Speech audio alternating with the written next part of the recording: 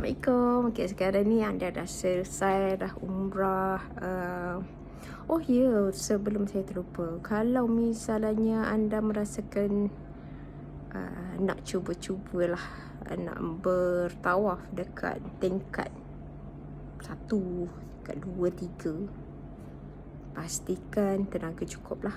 Dan anda memang kaki maraton. Sebab dia sangat-sangat beza jarak dia tahu. Untuk kita siapkan tawaf 7 pusingan tu, saya rasa sejam pun ada. So walaupun kat bawah kita nampak macam sesak, tapi sebenarnya ada je ruang-ruang untuk kita selesaikan ibadah tawaf tu. Tapi mana yang memang kuat, bolehlah cuba ke atas. Tapi kalau saya, better kat bawah lah.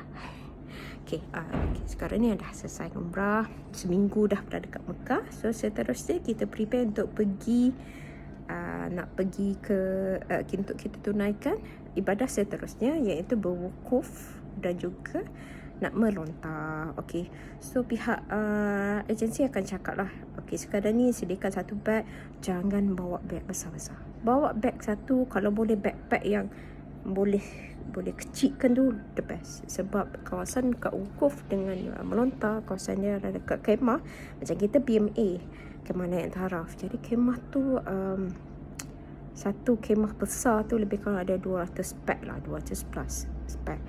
Dan kawasan sesak. Kalau macam anda bawa banyak-banyak beg tu, tak ada tempat nak letak pun. Jadi baju pun tak sempat pun nak basuh. Okay, jadi bawa baju yang actually you boleh pakai 2 kali, itu pun okey je. Baju tidur kami pakai, saya bawa satu je. bawa yang sama. Tudung pun kita bawa dua helai je. Okay, jadi pandai-pandai dalam manage kan. Kawasan dia sesak. Jadi kita tak lama pun. Okay, lebih kurang 3 hari 2 malam je. Okay, jadi tak payah nak menyusahkan diri dengan bawa pelbagai-bagai barang. Okay, kenapa?